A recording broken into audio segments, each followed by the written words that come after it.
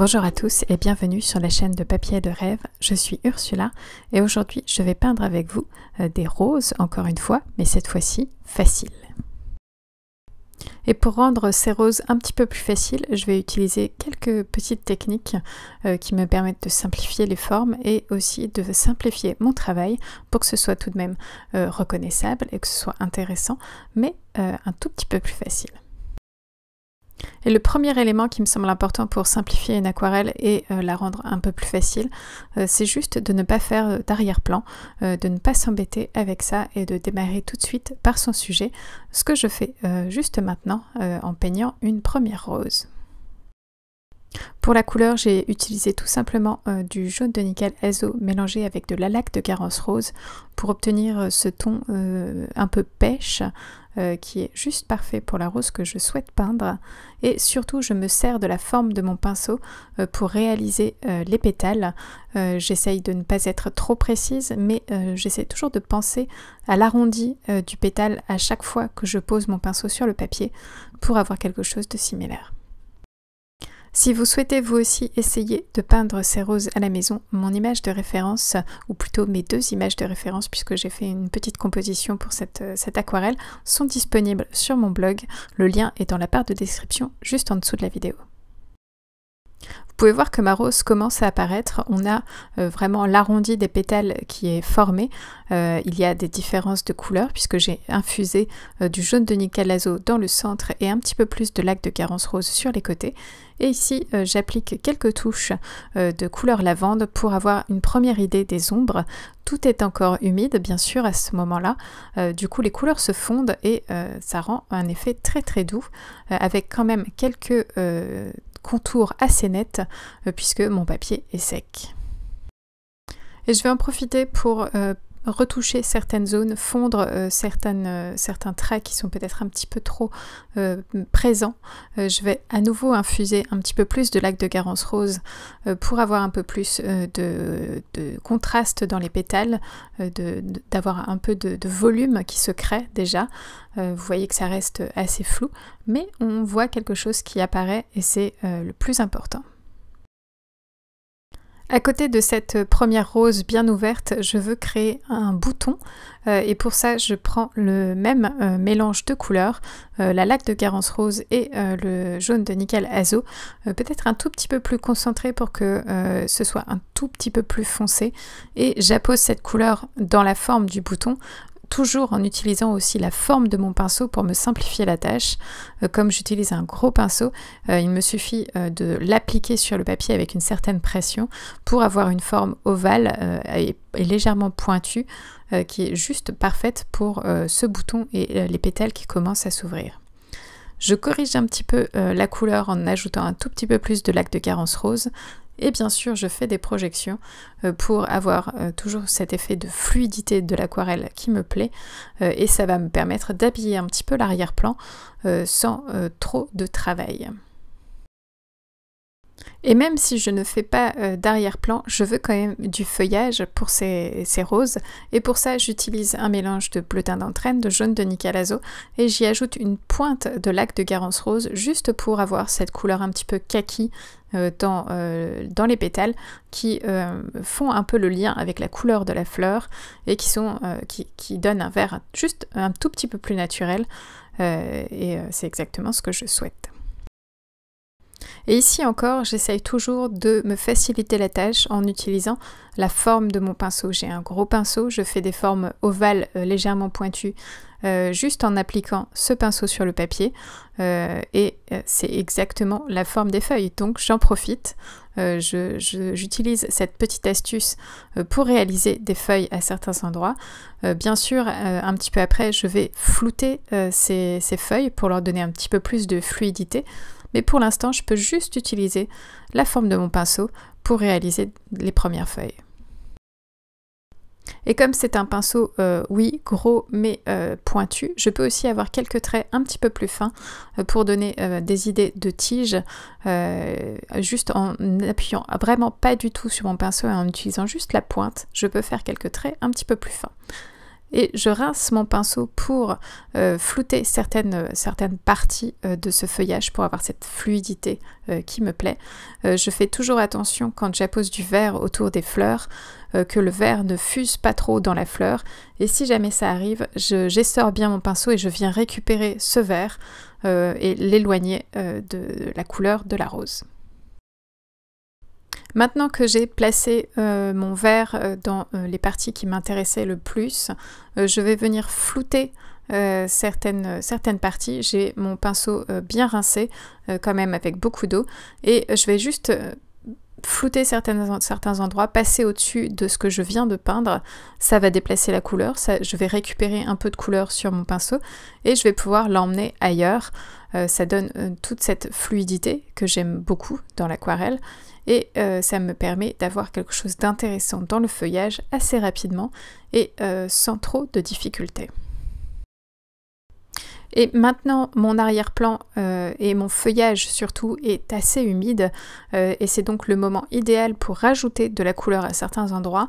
Ça va se fondre dans ce qui est déjà humide, donc je peux aller un tout petit peu plus foncé, toujours avec le même mélange de bleu d'Alentraine, de jaune de Nickel Azo et une pointe, mais vraiment une pointe de lac de Garance rose, juste pour éteindre ce vert un tout petit peu et avoir quelque chose d'un petit peu plus kaki.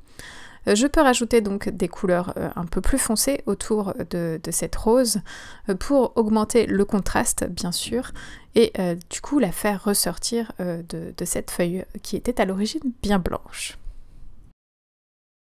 Et même si mon papier est vraiment humide à ce moment-là, j'utilise toujours la forme de mon pinceau pour réaliser les formes des feuilles. La couleur va se diffuser et devenir très très douce vu que le papier est humide, mais la forme originelle de mon coup de pinceau restera en place et du coup c'est très intéressant.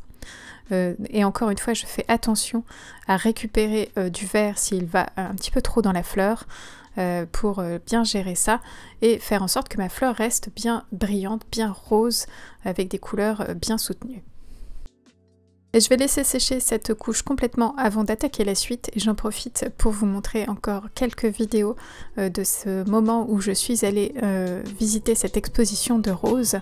Il y avait des roses absolument partout, ça sentait extrêmement bon partout et c'était vraiment un vrai régal.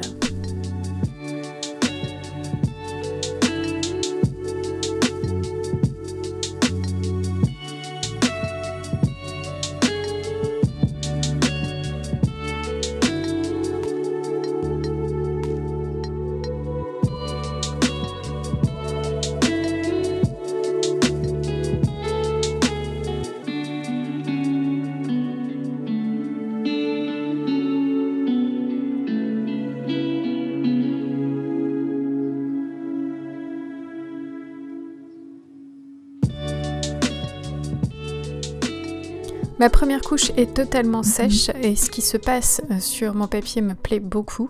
J'ai changé de pinceau, cette fois-ci j'utilise un petit pinceau en forme de dague qui me permet d'avoir une pointe pour faire vraiment des petits détails et je commence d'ailleurs à faire ces petits détails par le cœur de cette rose en ajoutant du jaune de Nickel Azo bien concentré pour réaliser le pistil et le cœur de cette rose.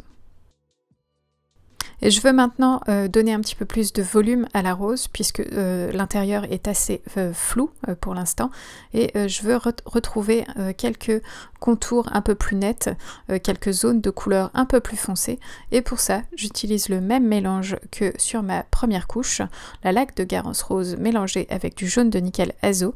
Je la pose aux endroits où je veux qu'elle soit le plus intense et ensuite avec mon pinceau rincé je peux fondre cette couleur dans le reste du pétale. Ça va ajouter du volume, ça va ajouter de la couleur mais toujours avec beaucoup de douceur puisque je floute cette couleur que je viens juste de poser.